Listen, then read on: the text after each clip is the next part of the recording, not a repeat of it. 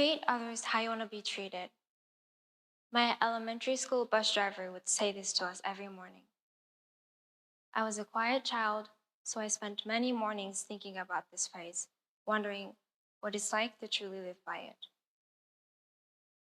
But something about it never quite aligned with my experience.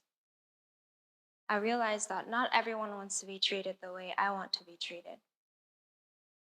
The golden rule suggests that if you show kindness and support others,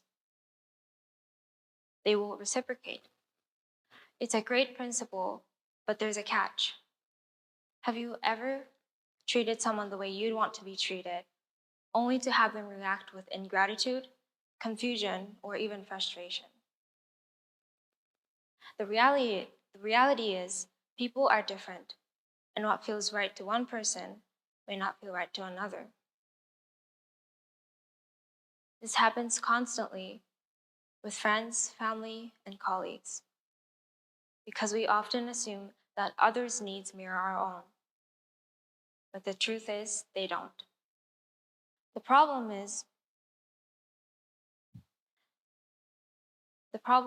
is not a lack of kindness, it's a lack of understanding. Not recognizing individual differences leads to unnecessary conflicts, misunderstandings, and frustration. I'm going to introduce to you something that bridges that gap. And it's called Jungian type, often simply referred to as type. It's a framework for understanding normal differences in normal individuals. Type comes from Carl Jung's theory of psychological types, which is the foundation of modern personality type systems, like the MBTI or Myers-Briggs type indicator. Personality differences aren't just quirks. They're fundamental to how we experience the world.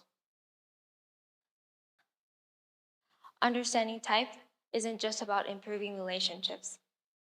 It's about allowing people to thrive as their authentic selves and understand the people who mean the most to them. By learning type, we can build a happier world. Today, I'm going to share a little bit of that framework. There's much more to it than I'm going to get to. Type categorizes people into 16 different personality types based on how they gather information and how they make decisions. Imagine for a moment that you have two dials in your brain that you can turn to handle whatever life throws at you. Let's start with the perceiving process. This dial determines how you gather information. Perceiving functions perceive their world. There are two ways to perceive. Sensation perceives the actual stuff. It is what it is. Intuition, on the other hand, perceives possibilities and potential, ignoring the actual stuff in favor of what the stuff could be. We need to use both functions to realize our vision. The next dial is the judging process. Judging functions help us make decisions. Judging functions make a mental checklist of what matters and measure everything against it to decide what fits and what doesn't. There are two ways to judge. Thinking judges if something makes logical sense. For example, if A equals B and B equals C, then A must equal C. Feeling judges if something is good or desirable. For example, if A is good and B is bad, we should choose A. We all need to gather information and make decisions to move forward. Much like we need both our left and right feet to walk. However, we all have preferences in how we do these things, and we tend to favor one over the other. This means that we're all biased towards our preferred side of the dial, which gives us our own unique perspectives. Let me share you a story of how this affects relationships.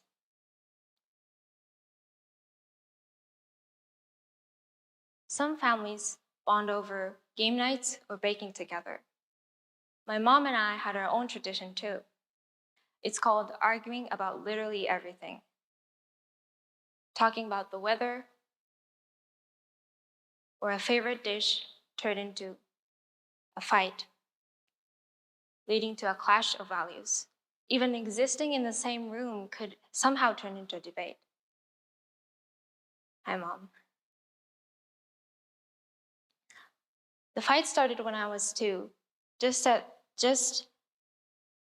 as I started talking. And we both suffered when it happened frequently.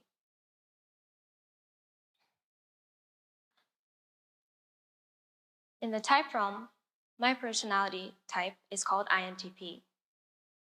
The code stands for introverted, intuitive, thinking, and perceiving. My mom and I have very different personalities. Her type is ISFP, which stands for introverted, sensing, feeling, and perceiving. The biggest difficulty we had to deal with was the difference in her approach to making decisions. When making decisions, I naturally prioritize logical consistency and objective reasoning, whereas my mom prioritized personal values and authenticity.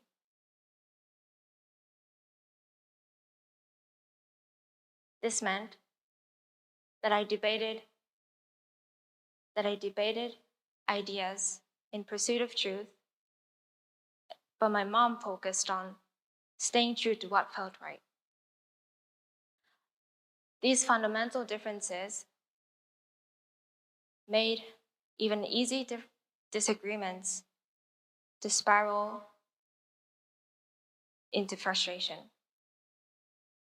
In everyday conversations, we usually understand where the other person was coming from. But when both perspectives are valid and deeply rooted, our own preferences can blind us. The more important the issue felt, the more we fixated on proving our way to be the best way. Carl Jung said, the meeting of two personalities is like a contact of two chemical substances. If there is any reaction, both are transformed. A relationship is a two-way street. It thrives when both people acknowledge each other's needs and communicate effectively. By understanding type, we can navigate these differences smoothly, and negotiation is where the wisdom arises.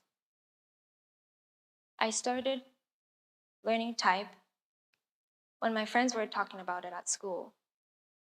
So one day, I brought it up to my mom about it. And to my surprise, I found that she had already attended type sessions. Way long ago, the type had become popular in Japan. All to understand me and my dad better. When we started discussing why we do what we do, beyond surface level actions, our shared interest in type brought us closer. And this made all the difference. When two people are having difficulty with each other, there often are some points of ignorance and delusion on both sides that are keeping them away from having healthy conversations. Our understanding type isn't about putting people in boxes. It's about giving them the language to explain who they are and the ability to recognize and appreciate others for who they are. It's about stepping out of our own preferences and into other people's shoes. Not just treating them how we want to be treated, but treating them how they want to be treated. So I leave you with this. Learn about yourself, learn about others, and in doing so, help create a world where everyone has their space to be their fullest, most authentic self. Because when people are understood, they are happier. And the world full of happy people is a world worth striving for. Thank you.